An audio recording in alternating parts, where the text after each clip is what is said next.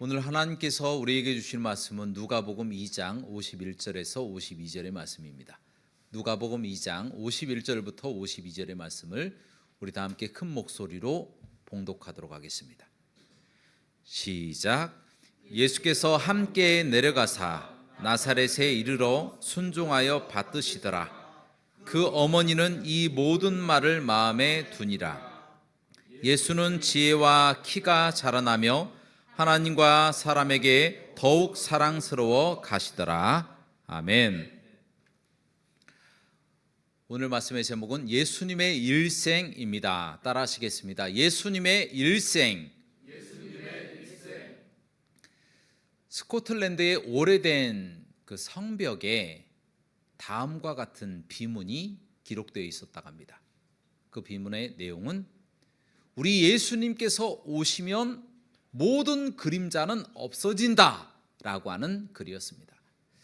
그렇습니다. 우리 하나님께서는 이 죄와 죽음의 그림자 안에서 신음하던 우리들을 구원하시기 위해서 빛과 영원한 생명 되신 예수님을 이 땅에 보내주신 줄로 믿습니다. 바로 내일이 그 예수님께서 탄생하신 성탄절입니다. 얼마나 감사한지 모르겠습니다.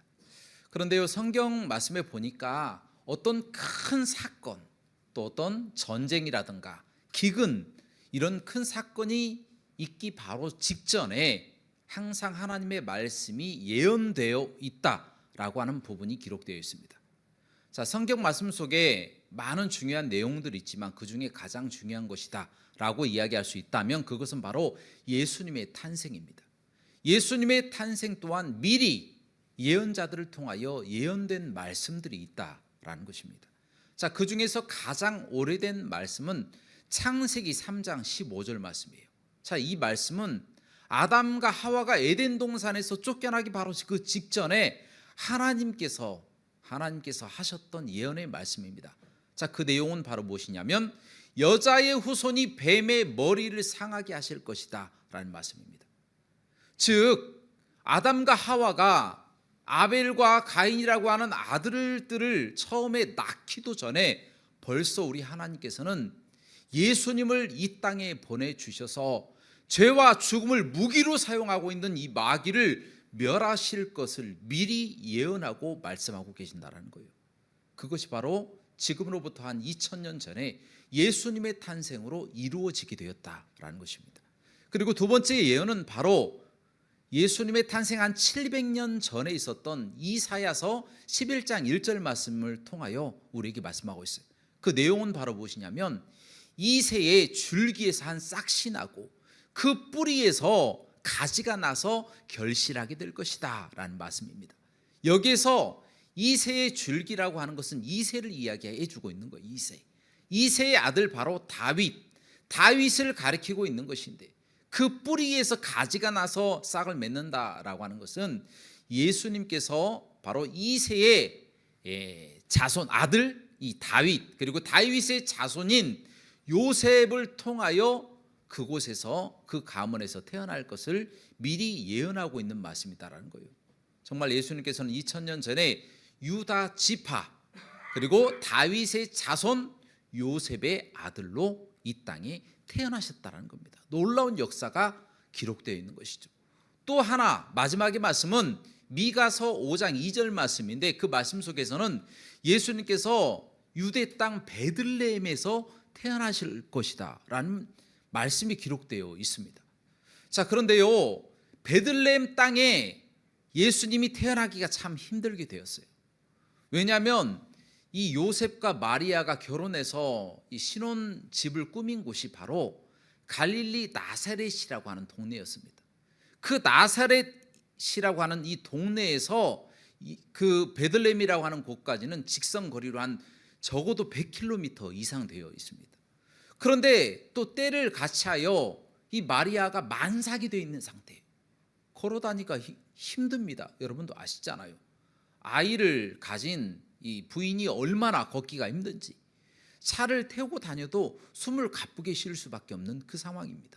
그런데 갑자기 그 상황에서 예언을 이루시기 위해서 하나님은 어떤 일을 벌이시느냐?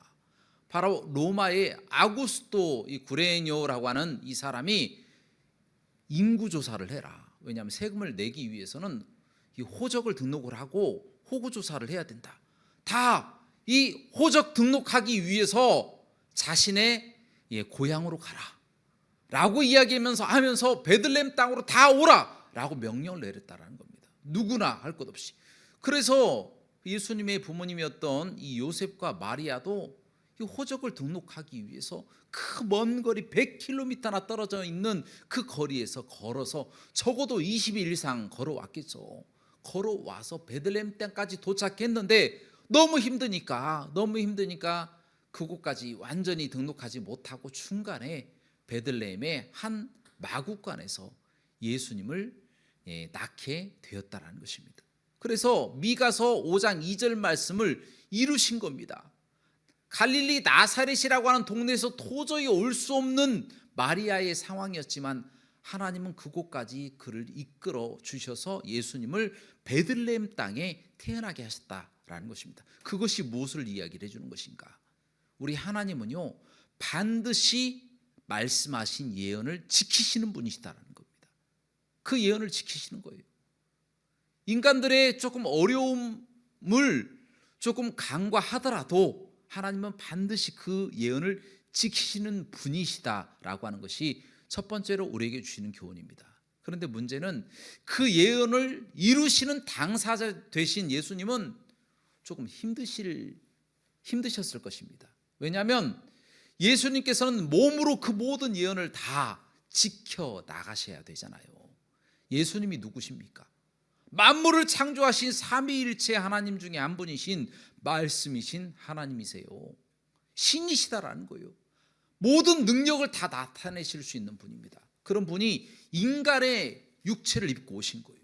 그래서 자기의 신적인 능력을 제한하신 것이죠, 스스로. 그래서 인간의 모든 고통과 아픔을 다 느끼시고 인간이 가지고 있는 지성, 감성, 의지, 욕망 이 모든 것들을 다 느끼시는 인간 자체로 자신을 제한하신 분이 바로 예수님이시다라는 거예요. 그런데 그것까지는 좋습니다. 자, 한순간만 딱 겪고 하루만 겪고 한 일주일만 겪고 딱 바로 하늘나라에 올라가시면 얼마나 좋겠습니까?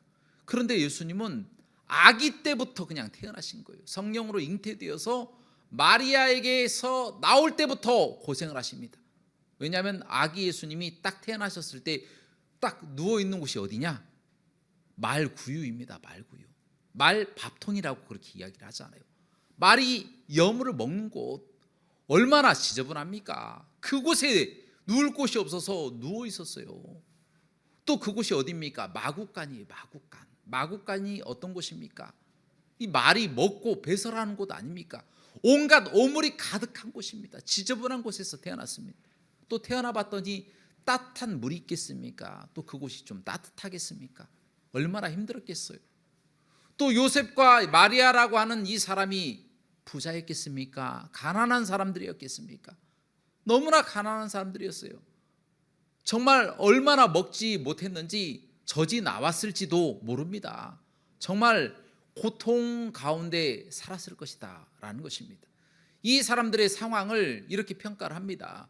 요셉과 마리아의 가난을, 본래 유대 사람들은 아이를 낳잖아요. 사내 아이를 낳으면 8일 만에 할례를 받습니다.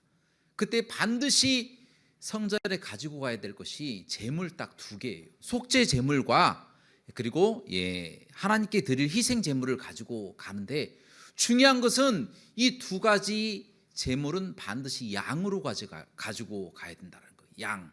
양을 잘 준비해서 가지고 가서 드려야 된다는 거예요.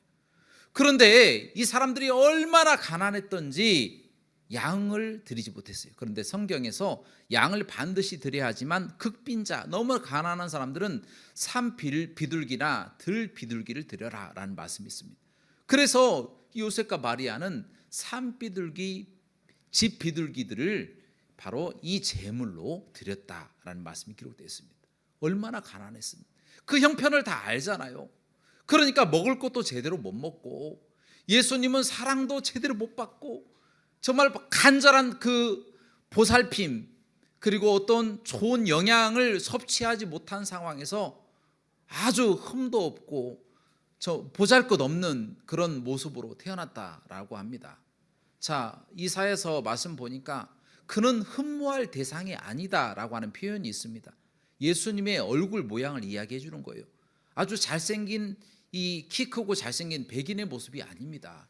예수님은 아주 왜소하고 또 아주 보잘것없고 보기에는 정말 흠모할 대상이 아닐 정도로 초라해 보일 정도로 영양을 제대로 섭취하지 못하고 그렇게 태어나셨고 그렇게 자라셨던 분이 바로 예수님이셨다라는 겁니다. 고생을 참 많이 하셨죠.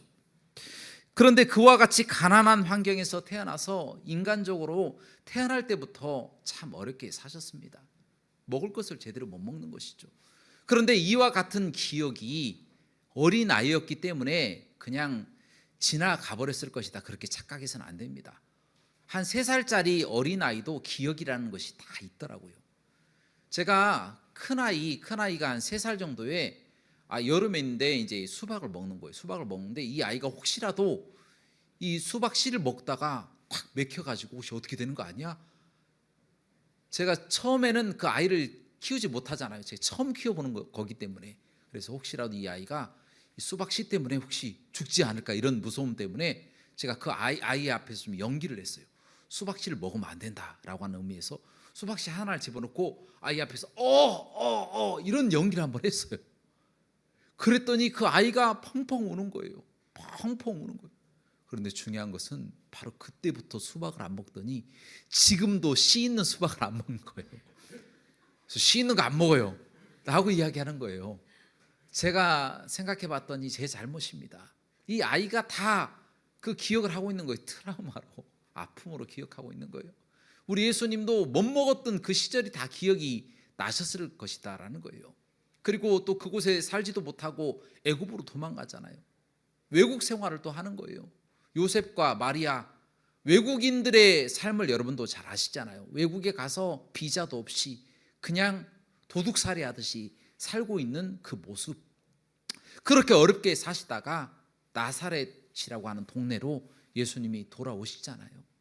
그런데 역시나 그 아동기 생활도 그렇게 흡족한 생활은 아니었습니다. 그곳에서 나사렛에서 활동을 하는 동안에 아버지가 목수일을 하는 겁니다.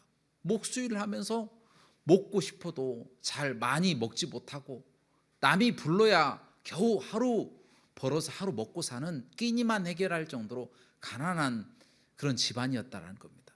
더군다나 예수님 이후에도 아이를 또 낳았네요. 아이를 또 낳아서 야고보라고 하는 또 동생을 또 마리아가 낳았어요. 예수님은 성령으로 잉태되었지만 그 자녀들이 또 있어요. 동생 야고보도 동생이고 또 요셉이라고 하는 둘째 아들이 또 태어났어요. 셋째 아들이죠. 셋째 아들. 또 네 번째 아들 유다, 시몬 또 태어났어요. 거기 보니 성경 말씀에 보니까 누이들도 태어났다라고 기록되어 있어요. 여자들도 태어난 겁니다. 얼마나 대가족이 되었어요. 요셉 혼자 목수일하면서 먹여 살리기가 힘들었을 거다라는 겁니다. 어렸을 때부터 배고픈 거예요. 잘 먹지 못하고 서로 아등바등 먹고자 서로 싸우고 그랬다라는 것입니다. 그럼에도 불구하고 우리 예수님은 참 잘 자라신 것 같아요. 그런 어려움들을 다 극복하고 그와 같은 상황에서도 선하고 바른 마음으로 하나님과 사람 앞에 칭찬을 받으며 그렇게 살아왔던 것이 성경 말씀에 기록되어 있더라고요. 오늘 본문 말씀 누가복음 2장 52절 말씀이에요. 우리 다 함께 이 부분을 다 함께 봉독하도록 하겠습니다. 시작. 예수는 지혜와 키가 자라가며 하나님과 사람에게 더욱 사랑스러워 가시더라. 아멘. 예수님은 그 어려운 환경에서도 정말 꿋꿋하게 아버지 말씀, 어머니 말씀 잘 듣고 주변 동네 어른들로부터 칭찬도 받고 열심히 동생들을 잘 보살피고 정말 바른 사나이로 그렇게 잘 자랐던 것 같습니다. 이때 나이가 12살입니다. 12살에 하나님과 사람들에게 칭찬을 받을 정도로 최선을 다해서 살아왔던 예수님의 모습. 그런데 어떤 사람들은 또 그렇게 또 이야기를 하더라고요. 비판하면서 예수님이 신 아니냐. 아니 신된 예수님이기 때문에 신적인 능력을 발휘해서 그럴 수도 있는 거 아니냐라고 이야기하는 사람도 있어요. 그러나 그것은 예수님에 대해서 잘 모르는 겁니다. 예수님은요, 신이시지만 자신의 능력을 철저하게 제한하신 분이세요. 그리고 인간처럼 똑같이 지정의가 있고 감정이 있고 고통이 있고 욕망이 다 있으신 분이에요. 더 먹고 싶고 더 자고 싶고 더 놀고 싶고 하고 싶은 일들도 많이 있었겠죠. 그럼에도 불구하고 철저하게 인간 예수님으로 살아가신 거예요. 그러면서도 하나님께 인정받고 사람들에게 칭찬받는 분이 예수님, 얼마나 멋있는 분이세요. 그렇게 예수님이 살아가셨다라는 것입니다.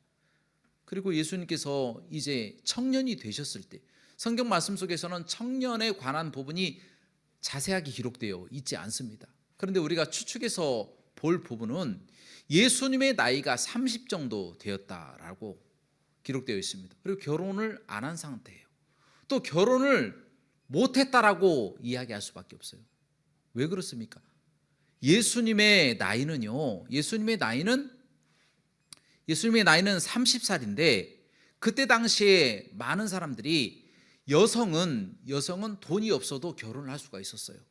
그런데 남성은요, 반드시 돈이 있어야만이 결혼을 했습니다. 왜냐하면 결혼식의 모든 비용들이 대략 한 30세겔 정도 들어갔는데, 이 30세겔 정도 되는 이 돈은요, 목동이 3년 동안 정말 하나도 쓰지 않고 벌어야 되는 돈이라고 합니다. 3년 동안 목동 일을 해야, 세상 이야기로 막노동입니다. 막노동을 하면 요즘 얼마나 받아요? 하루에 한 13만 원에서 18만 원 정도 받는다고 합니다. 그렇게 따지면 이거 정말 엄청난 큰 돈이 되는 거 아니겠습니까? 그런 돈이 없으면 결혼을 못해요. 왜냐하면 남자가 그때 당시엔 결혼식 비용을 다 대야 되기 때문에, 지창금도 내야지, 결혼식장에 사람들 또 모아야지, 그들 다 먹여야지. 돈이 없으면 결혼할 수가 없어요.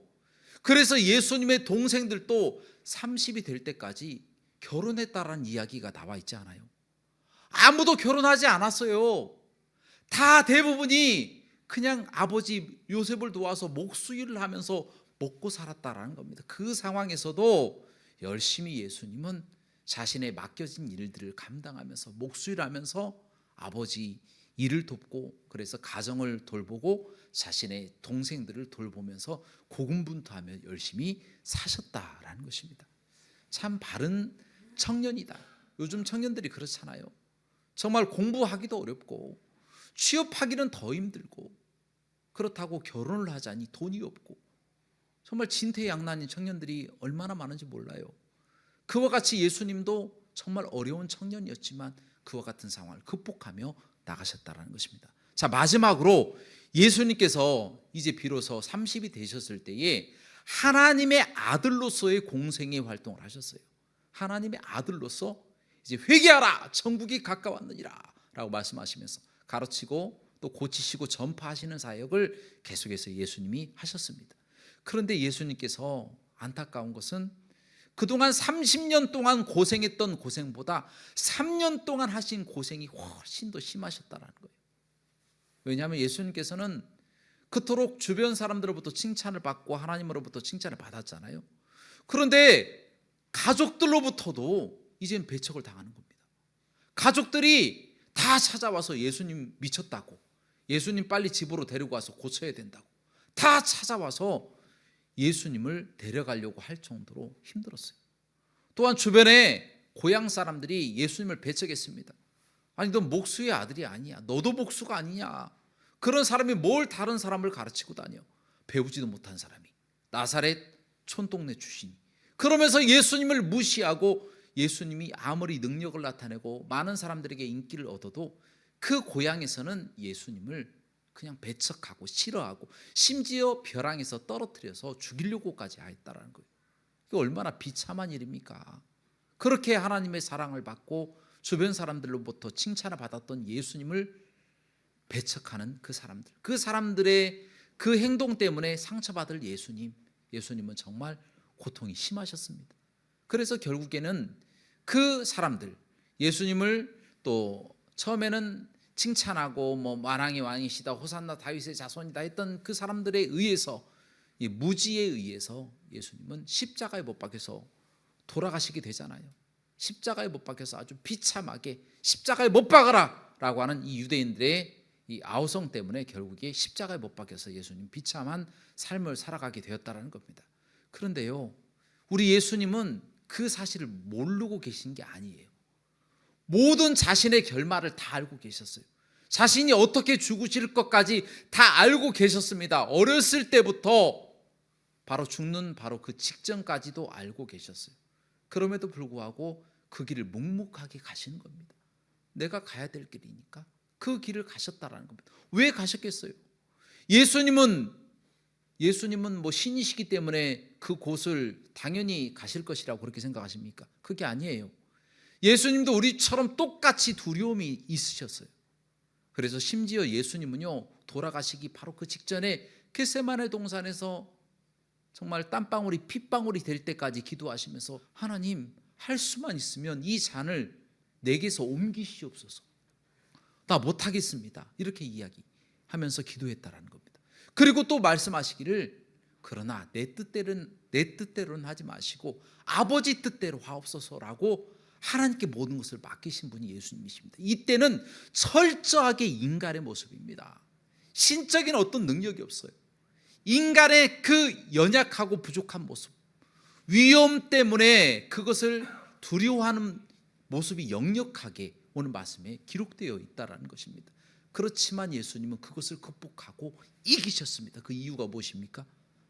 바로 우리들을 사랑하시기 때문에, 우리들을 구원하시기 위해서 내가 이 고통스럽고 괴로운 길을 가야만이 인간들을 구원하실 수가 있기 때문에 나는 이 길을 가야 된다. 인간인 우리 예수님이 그 길을 가신 거예요. 눈물을 뚝뚝 흘리시면서 가셨겠죠. 얼마나 무서웠겠어요. 이제 33살 되신 예수님, 얼마나 무서웠겠어요.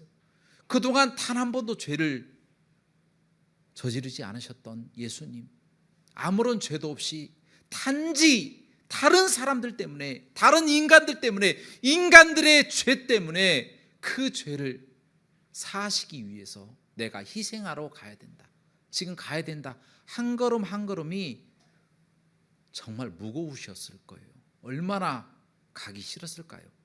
우리 인간들도 그렇잖아요. 어려운 일이 닥치면 정말 가기 싫잖아요. 혹시 그 어려운 일을 미리 알게 되면 그 길을 어떻게 해서든지 피하려고 노력을 하지 않습니까? 여러분, 군대에 갈 수 있는 가지 않을 어떠한 길을 찾게 된다면 여러분 어떻게 하시겠습니까? 하나님, 100만 원이 들어가도 돈을 주고 안 가고 싶어요. 저도 다시 군대 갈래 아니면 100만 원 낼래 하면 제가 막노동을 해서라도 100만 원을 꼭 내고 군대를 안 갈 거예요. 그만큼 고통이 있으면 인간은 그것을 벗어나기 위해서 굉장한 노력을 한다라는 거예요. 다 피하고 싶어 한다라는 거예요. 예수님도 똑같아요.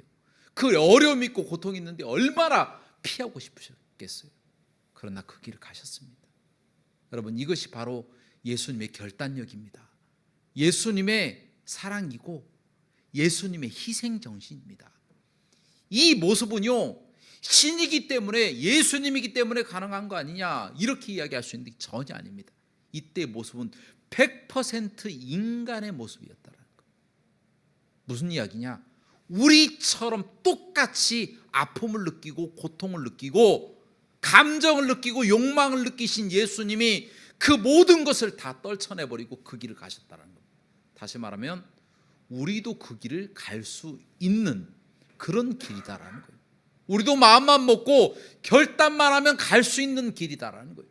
그 길을 예수님은 가셨다라는 겁니다. 그 예수님을 우리가 기억해야 된다는 거예요. 그래서 우리가 그 길을 따라가야 된다는 겁니다. 우리가 예수님처럼 못 따라가겠죠. 중간에 다 흩어지고 예수님의 그 길을 따라가지 않으려고 할지도 모르겠습니다. 그러나 그 길을 가려고 노력을 해야 된다라는 거예요. 예수님은 우리를 위해서 희생했잖아요. 정말 존경할 만한 인간 되신 예수님이세요. 100% 하나님이시고 그렇지만 100% 인간이신 우리 예수님, 베레데우스 베레 호모라고 하는 그런 라틴어를 쓰는데 100% 하나님, 100% 인간이신 우리 예수님, 그분은 신으로서도 존경받으실 분이시고 인간으로서도 존경받으실 분이 되신다는 것입니다. 사랑하는 여러분, 이제 말씀을 정리합니다. 예수님은 인간으로서 인간의 그 결단력으로 자신의 길을 묵묵하게 가셨어요. 태어나실 때부터 고생하시고 아동기, 소년기, 청년기에도 고생하시고 마지막 그 공생의 3년 동안에는 정말 자신 전체를 다 불태움하셨어요. 완전히 태움하셔서 우리를 위해서 다 주시고 가신 분이십니다. 인간 예수님이 그렇게 하셨다라는 거예요. 그와 같은 희생과 결단이 있었기 때문에 우리에게는 행복한 미래가 기다리게 되는 것입니다. 우리의 미래는 어떻습니까? 우리 미래는 예수님보다, 인간 예수님보다는 훨씬 밝아요. 왜냐, 인간 예수님은 비참하게 십자가에서 돌아가실 주님이시지만 우리는요, 우리의 결말은 죽고 나면 천국이에요. 천국이 미리 예비되어 있는 그런 아주 행복한 사람들이다라는 것입니다. 그러므로 우리는 그 미래의 행복을 허락해 주신 예수님의 희생과 결단을 예수님의 탄생의 날에 기억하면서, 예수님의 탄생을 기억하면서 우리의 희생과 결단을 조금 보태해 줬으면 좋겠습니다. 그래서 예수님을 위해서 우리가 무엇을 희생할까? 예수님이 원하시는 것이 무엇일까? 인간 예수님이 나를 위해서 죽으셨는데 100% 하나님이시지만 인간의 그 모습으로 온갖 고통을 당하고 나를 위해서 죽으셨는데 나는 과연 예수님을 위해서 무엇을 할 수 있을까? 라고 하는 것을 되돌아보면서 성탄의 귀한 계절에 하나님의 영광을 위해서 무엇을 할까? 라고 하는 것을 기억하시면서 죽어가는 영혼들을 위해서 기도하시고 전도하시는 저와 여러분들 되시기를 주님의 이름으로 축원합니다. 함께 기도하시겠습니다. 사랑과 은혜가 풍성하시고 자비로우신 하나님 아버지, 저희를 극진히 사랑하여 주셔서 저희에게 인간 예수님으로 희생하시고 본을 보여주심을 감사드립니다. 하나님, 그것을 기억하면서 하나님 성탄의 이 계절에 아기 예수님으로 오신 것을 감사하고 그냥 성탄절인가 보다, 눈이 오고 행복한 계절이고 연인들이 만나서 행복하게 놀고 맛있는 음식 먹는 그런 절기구나 라는 우리가 잘못된 생각을 내려놓고 예수 그리스도께서 우리에게 희생하신 그 사랑을 기억하며 주를 위해서 헌신할 수 있는, 죽어가는 영혼들을 위해서 기도하고 전도하는 저희가 될 수 있도록 인도하여 주옵소서. 모든 영광 하나님께 돌리기를 원하며 예수님의 이름으로 기도합나이다. 아멘.